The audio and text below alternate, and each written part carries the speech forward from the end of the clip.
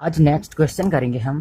Question number जो आपका 2 है, देखो जो क्वेश्चन नंबर 2 है जिसमें आपको बोला गया है दर्शाइए कि कोई भी धनात्मक विषम पूर्णांक 6q+1 या 6q+3 या 6q+5 के रूप का होता है जहां q कोई पूर्णांक है। ठीक है, आपको क्या बोला है कि आपको दर्शाना है कोई धनात्मक विषम पूर्णांक है जिसमें 6q+1 या 6q+3 या 6q+5 के रूप का होता है और जिसमें q कोई पूर्णांक है। देखो q कोई पूर्णांक का मतलब है, मतलब यह विदाउट दशमलव, ठीक है, या विदाउट पॉइंट है। कहने का मतलब क्या है, कोई ऐसा नंबर जिसमें दशमलव ना लगाओ या पॉइंट ना लगाओ, जैसे 1 2 3 4 5, ठीक है, वो सब क्या होते हैं, आपके पूर्णांक नंबर होते हैं।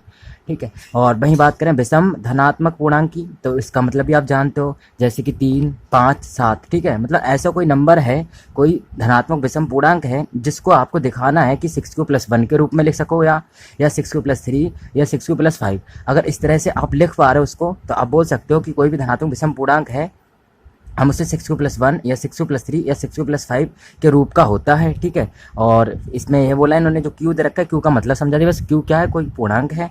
देखो इसे हल करने से पहले हम क्या करेंगे, हमें ध्यान रखना है यहाँ जो भी दे रखा है, उन्होंने धनात्मक विषम पूर्णांक बोला है तो आप लिखोगे माना वह धनात्मक विषम पूर्णांक, अपनी तरफ से कोई संख्या मान लेना, a b c d कुछ भी मान लेना। ठीक है, और अगर सपोज करो यहाँ पर लिखा था सम पूर्णांक तो आप लिखते माना वह धनात्मक सम पूर्णांक b है या a है। ठीक है, जो भी मानते हैं अपने हिसाब से। अगर अभाज्य लिखा तो आप लिखते माना वह धनात्मक अभाज्य पूर्णांक इतना है। ठीक है, तो देखो इसे भी हम सेम वैसे ही करेंगे। तो हम क्या करेंगे वो देखो, इसे करने के लिए हम लिखेंगे यहाँ पर, हमें लिखना है, हम लिखेंगे यहाँ पर माना वह धनात्मक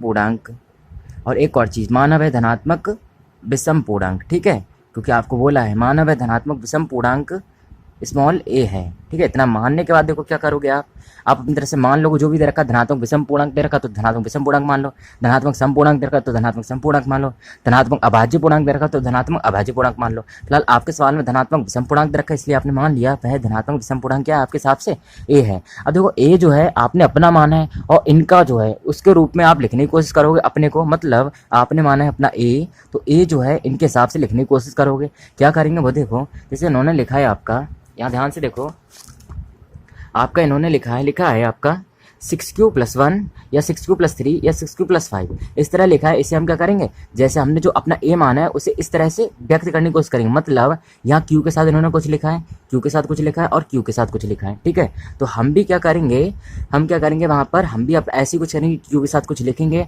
और इन्होंने देखो q के साथ मतलब जो 6q दे रखा है उसके साथ कुछ जोड़ा भी है और यहाँ भी कुछ जोड़ा है और यहाँ भी कुछ जोड़ा है, मतलब यहाँ 1 जोड़ा है, यहाँ 3 जोड़ा है, यहाँ 5 जोड़ा है। तो हम भी अपना जो लिखेंगे तो उसमें भी कुछ जोड़ेंगे, मतलब q के साथ कुछ लिखेंगे और फिर उसमें कुछ जोड़ेंगे। ठीक है, कुछ क्या जोड़ेंगे वो देखो क्या करेंगे। इसके लिए हम क्या करेंगे, हम यहाँ पर लिखेंगे उन्होंने जो लिखा है आपका, यहाँ देखो उन्होंने लिखा है 6q+1 और 6q+3 और 6q+5। हम क्या लिखेंगे, हम लिखेंगे a बराबर, उन्होंने q के साथ कुछ लिखा है, हमने लिखा q के साथ क्या b, और उन्होंने क्या जोड़ा है 1 या 3 या 5, तो हमने क्या जोड़ दिया यहाँ पर स्मॉल r। ठीक है, अब जोड़ने के बाद मतलब ऐसा करने के बाद अब हम एक्सप्लेन कर देंगे कि हमारा जो है और उनका जो है वो बराबर क्या है। देखो हमारा q के साथ क्या लिखा है b और उनका q के साथ क्या लिखा है 6। आप जब देखोगे तो उनका q के साथ लिखा है 6 और यहाँ हमारा क्या लिखा है b, तो हम लिख सकते हैं हमारा जो b है वो उनके 6 के बराबर है। ठीक है, अब देखो r का मान कैसे लिखोगे, तो r का मान आपको ध्यान रखना है, r लिखोगे और इधर आप लेस देन और इक्वल टू का निशान बनाओगे और इधर 6 लिखो, मतलब यहाँ जो भी b का मान है आपका, ठीक है, वह लिखना है आपको, तो वो इधर लिखोगे और इधर स्टार्टिंग में सेम ऐसे ही चिन्ह बनाओगे, मतलब ग्रेटर देन और इक्वल टू, और यहाँ पर क्या लिखोगे 0, मतलब 0 से स्टार्ट करोगे और जो भी b का मान होगा उस पर समाप्त करोगे। ठीक है, इस तरह दो चिन्ह बना लोगे आप, ये चीज़ ध्यान रखना। अब देखो इसे थोड़ा सा एक्सप्लेन करेंगे तो इसका मतलब अगर समझें तो मतलब क्या निकलेगा कि r का मान या तो 0 है या r का मान 0 से बड़ा, और इसका मतलब है आपका r का मान या तो 6 से छोटा है या 6। ठीक है, अगर इतना मतलब निकलेगा तो हम बोल सकते हैं कि r का मान 0 है या r 0 से बड़ा, तो 0 से कितना बड़ा हो सकता है और 6 से छोटा हो सकता है। इसका मतलब क्या है, 6 से छोटा है या 6 के बराबर, 6 से छोटा और 0 से बड़ा, तो कौन कौन से नंबर हो सकते हैं 1 2 3 4 5। ठीक है, और 1 2 3 4 5 हो सकते हैं, और बोला r का मान 0 भी लेना और 6 भी लेना, क्योंकि यहाँ पर एक पॉसिबिलिटी है भी r का मान 0 हो सकता है, r का मान 6 भी हो सकता है, इनसे छोटा भी हो सकता है और 0 से बड़ा हो सकता है। तो देखो कोई दिक्कत नहीं, इसे एक्सप्लेन कर लेंगे। तो हम लिखेंगे यहाँ पर, हम लिखेंगे या आर बराबर हम क्या बोल सकते हैं, हमारे हिसाब से आर का मान 0 हो सकता है, 1 हो सकता है, 2 हो सकता है और 3 हो सकता है, 4 हो सकता है, 5 और 6। ठीक है, जो जो मान हो सकते हैं वो हमने क्या करा अपनी तरफ से लिख लिए।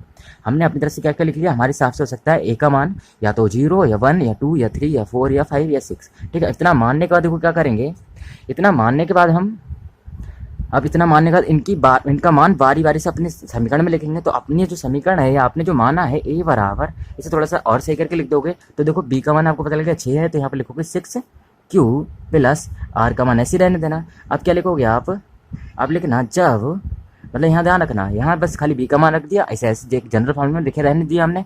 अब उसके बाद आर का मान रखेंगे, तो हम लिखेंगे जब आर बराबर 0 हो तो, मतलब आर का मान एक बार 0 पर चेक करेंगे, एक बार 1 पर, एक बार 2 पर और इसी तरह एक बार 6 पर। ठीक है, मतलब करते जाएंगे तो 6 पर करेंगे। तो कहने का मतलब क्या है, आर का मान जब 0 पर चेक करेंगे तो हमें यहाँ से ए का मान मिलेगा, बताओ कितना मिलेगा, आप लिखोगे 6 क्यू और प्लस 0, या फिर आप बोल सकते हो ए का मान आपको कितना मिलेगा 6 क्यू। तो ए का मान 6 क्यू मिला। अब आपको चेक करना है, क्या चेक करना है, उन्होंने बोला धनात्मक विषम पूर्णांक आपको सिद्ध करना है। तो कोई दिक्कत नहीं, हमें विषम चेक करने के लिए हम क्या करेंगे, पहले सम और विषम पता करेंगे कि सम है अथवा विषम है। अगर सम होगा तो अलग कंडीशन होगी, अगर विषम होगा तो अलग कंडीशन होगी। कहने का मतलब क्या, वो देखो कोई भी संख्या अगर सम है या विषम है तो हम क्या करते हैं, उसे 2 से चेक करते हैं, मतलब 2 से डिवाइड हो जाए तो सम, अगर 2 से डिवाइड नहीं हो तो विषम। जैसे 40 लिखा, 40 को चेक करना है सम है अथवा विषम, 2 से डिवाइड करेंगे, 2 से डिवाइड करने पर अगर यह पूरी पूरी कट जा रही तो आपकी क्या होगी, सम 40 संख्या, अगर नहीं कटेगी तो विषम। ऐसे सपोज करो 41 है, इसे 2 से काट के देखेंगे, 2 दूनी 4, लेकिन 1 कटेगा नहीं इसका, मतलब 41 जो है इसका 4 तो कट जाएगा लेकिन 1 नहीं कटेगा, इसलिए पूरा 41 नहीं कटा, इसलिए हम बोल सकते हैं आपका 41 क्या है, आपका एक विषम नंबर है। ठीक है, इसी तरह अगर सपोज करो हमने लिखा 40 क्यू लिखा, तो आप बताओ कैसे चेक करोगे, सेम वैसे ही चेक करना है, 2 से 40 कट जाएगा मतलब 20 क्यू मिलेगा, तो आप बोल सकते हो 40 क्यू भी क्या होगा, आपका सम होगा। इसी तरह अगर हमने लिखा 41 क्यू, इसे ही चेक करना है, तब भी आप इसमें ऐसे बोलोगे कि 2 से 41 कटेगा नहीं, इसलिए 41 क्यू क्या होगा, आपका विषम होगा। ठीक है, तो ऐसे ही कुछ आपका यहाँ पर है। तो आप क्या लिखोगे, यहाँ पर आप लिखोगे, आप फिलहाल यह चीज़ मतलब अपने मन में मान लेना, फिर आप डायरेक्ट कैसे लिखोगे, देखो यहाँ पर लिखोगे आप 6 क्यू एक धनात्मक 6 क्यू एक धनात्मक विषम पूर्णांक है। 6 क्यू एक धनात्मक विषम पूर्णांक है। ठीक है, इतना लिखोगे और इसे कुछ इक्वेशन मान लेना। देखो इसे क्या इक्वेशन मान लोगे, इसे मान लेना 1 और इसे मान लेना आप 2। ठीक है, हमने क्या करा, इसे माना 1 और इसे मान लिया 2। सही है, इक्वेशन को मान लिया, वो अभी बता रहे हैं हम, जिससे कि हमें कुछ मतलब सुविधा हो जाएगी। जैसे हमने फिलहाल यहाँ पर हमने देखा 6 क्यू बन रहा है, 6 क्यू का हम बोले एक धनात्मक विषम पूर्णांक है। अब देखो इसी तरह हम क्या करेंगे, आर का मान 1 पर चेक करेंगे, तो फिर हम लिखेंगे यहाँ पर, देखो समीकरण जो मानने का रीजन है उसका मतलब हमने लिखा है यहाँ पर पुनः समीकरण 1 से। ठीक है, मतलब इतने थॉट्स में लिख दिया हमने, पुनः समीकरण 1 से। अब देखो समीकरण 1 है हमारी ए बराबर 6 क्यू प्लस आर। ठीक है, तो हम इस बार क्या लिखेंगे, आर का मान कितना लिखेंगे, जब आर बराबर कितना हुआ आपका 1। ठीक है, जब आर बराबर 1 हो तो, जब आर बराबर 1 हो तो यहाँ से आपको ए का मान कितना मिलेगा, तो ए का मान मिलेगा आपको 6 क्यू प्लस 1। बहुत बढ़िया, तो ए का मान 6 क्यू प्लस 1 मिला। अब आपको इसको भी चेक करना है कि सम है अथवा विषम, तो सेम वैसे ही करना है। एक एग्जाम्पल अगर हम दें, आपको लिखा हमने 2 क्यू प्लस 1, इसे चेक करना है सम है अथवा विषम। तो आप क्या करोगे, आप देखोगे जो भी आपका ऊपर लिखा, अगर वो पूरा पूरा कट रहा है तो सम होगा, अगर नहीं कट रहा है, एक भी नंबर उसमें से कुछ नहीं कट रहा है, ठीक है, एक भी नंबर नहीं कट रहा है तो वो विषम होगा। तो आपने देखा 2 से ये तो कट जाएगा, लेकिन 2 से 1 नहीं कटेगा। जब 2 से 1 नहीं कटेगा तो हम बोल सकते हैं 2 क्यू प्लस 1 क्या होगा, आपका विषम नंबर होगा। ऐसे सपोज करो हमने लिखा 4 क्यू प्लस 8। अब बताओ इसे चेक करना है सम है अथवा विषम, तो आप बोल सकते 2 से 4 कट जाएगा तो 60 कट जाएगा, मतलब 4 क्यू प्लस 8 क्या होगा, आपका सम नंबर होगा। ठीक है, तो आपने सम और विषम निकालना सीख लिया। तो अब देखो ऐसी कुछ हम यहाँ पर लिखेंगे, हम लिखेंगे 6 क्यू प्लस 1, इसे चेक करना है हमें, तो 2 से 6 तो कट जाएगा लेकिन 1 नहीं कटेगा। 1 नहीं कटने की वजह से हम बोल सकते हैं 6 क्यू प्लस 1 का कोई पार्ट नहीं कट रहा है। 6 क्यू प्लस 1 का कोई पार्ट नहीं कटने की वजह से हम बोल सकते हैं 6 क्यू प्लस 1 क्या होगा, आपका विषम नंबर होगा। तो यहाँ पर हम यही लिखेंगे, हम लिखेंगे 6 क्यू, इसे कुछ समीकरण मान लेना, इसे 2 मान लेते, इसे 3 मान लेना। अब लिखोगे 6 क्यू प्लस 1 एक क्या प्राप्त हुआ आपको, धनात्मक क्या हुआ, सम विषम। तो आप लिखोगे एक धनात्मक विषम पूर्णांक है। ठीक है, एक धनात्मक विषम पूर्णांक है, इतना लिख लिया अब आपने।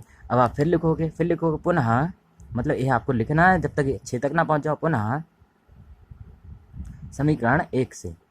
तो आपने देखा पुनः समीकरण 1 से, तो देखो पुनः समीकरण 1 से, अब आपको पता है समीकरण 1 आपको वही दे रखी है, ए बराबर 6 क्यू प्लस आर। अब यहाँ पर क्या लिखना आप, जब आर का मान कितना होगा आपका 2। 1 पे चेक कर चुके हो, 0 पे चेक कर चुके, अब 2 पर चेक करना है। तो देखो 2 पर क्या मान देगा, तो आप लिखोगे ए बराबर 6 क्यूब + 2, यानी ए बराबर 6 क्यूब + 2। अब आप चेक कर सकते हो कि यह सम है अथवा विषम, तो आपको बताया गया है कैसे चेक करते हो। इससे 2 से काटोगे, 2 से 6 कट जाएगा, 2 से 2 कट जाएगा। आप बोल सकते हो 6 क्यूब + 2 क्या होगा आपका सम नंबर होगा, तो आपको यही लिखना है। इसे समीकरण मान लेना 4। आप लिखना 6 क्यूब + 2 एक धनात्मक 6 क्यूब + 2 एक धनात्मक विषम पूर्णांक है।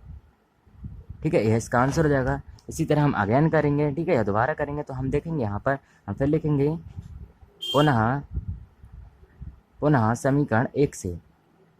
तो हमने देखा पुनः समीकरण 1 से ए बराबर 6 क्यूब + r। अब इस बार क्या लिखेंगे हम, जब r बराबर 3 हो तो। ठीक है, जब r बराबर 3 हो तो यहाँ से हम देखेंगे a बराबर मिलेगा 6 क्यूब + 3। इसे चेक करना है सम अथवा विषम, तो हम डायरेक्ट कर सकते हैं। हमें पता है 2 से 6 कट जाए, लेकिन 2 से 3 नहीं कटने की वजह से हम बोल सकते हैं 6 क्यूब + 3 क्या होगा विषम नंबर होगा। तो हम यहाँ पे लिखेंगे 6 क्यूब + 3 एक धनात्मक पूर्णांक है। ठीक है, ये आपका आंसर हो जाएगा। इसे आप समीकरण मान लेना 5। यह आपने लिख लिया। अब इसका एक और स्टेप लिखना है, मतलब आपको 6 तक जाना है, तो आप फिर लिखोगे ऐसे लिख लेना। अब इस बार हम डायरेक्ट लिख दे रहे हैं, हम लिखेंगे जब r बराबर 4 हो तो।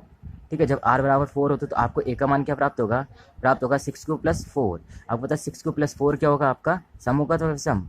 इसे समीकरण 6 मान लेना, तो सम होगा तो विषम। आपको पता है सम होगा क्यों, क्योंकि 2 3 6 2 3 4, मतलब 2 से ये कट जाएगा पूरा पूरा नंबर। तो आप बोल सकते हो 6 क्यूब + 4 एक धनात्मक सम पूर्णांक है, एक धनात्मक सम पूर्णांक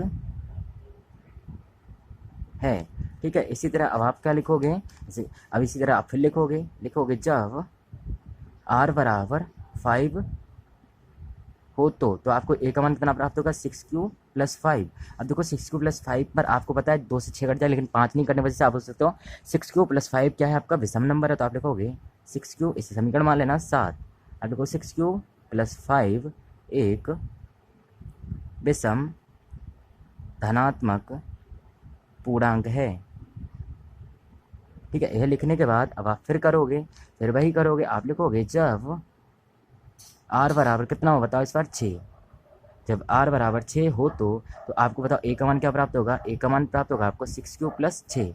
अब बताओ इसे मान लेना समीकरण 8।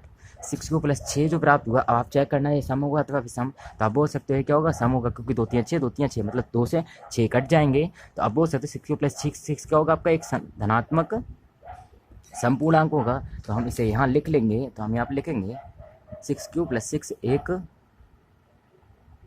धनात्मक समपूर्णांक है, एक धनात्मक समपूर्णांक है। ठीक है, इतना लिखने के बाद देखो आप क्या करोगे। अब आप देखोगे यहाँ ध्यान से देखो कि आपने समीकरण मतलब 1 से अगर करो तो समीकरण 1 से आपको समीकरण मतलब आपने देखा समीकरण 1 तो ये थी, समीकरण 2 आपको क्या होती धनात्मक समपूर्णांक। ठीक है, सॉरी यहाँ क्या होगा आपका धनात्मक सम होगा, क्योंकि 2 से कट जाएगा, धनात्मक सम पूर्णांक होगा।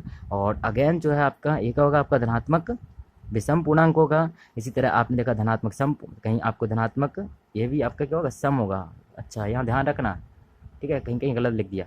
और फिर ऐसे यहाँ पर एक होगा आपका एक धनात्मक विषम पूर्णांक होगा, धनात्मक विषम पूर्णांक होगा। इसी तरह ये क्या होगा आपका धनात्मक समपूर्णांक होगा, और ये धनात्मक विषम पूर्णांक होगा, और ये धनात्मक समपूर्णांक होगा। अब आपको करना क्या वो देखो, आप देखो आपके सवाल में जो पूछा है वो किन किन समीकरणों में दे रखा है। तो आपने देखा समीकरण आपको 3 में दे रखा है, एक तो समीकरण 5 में दे रखा है, मतलब 6 क्यूब + 1 समीकरण 3 में, 6 क्यूब + 3 समीकरण 5 में, और 6 क्यूब + 5 समीकरण 7 में। ठीक है, इतना दे रखा है। तो आप बोल सकते हो समीकरण 3 5 और 7।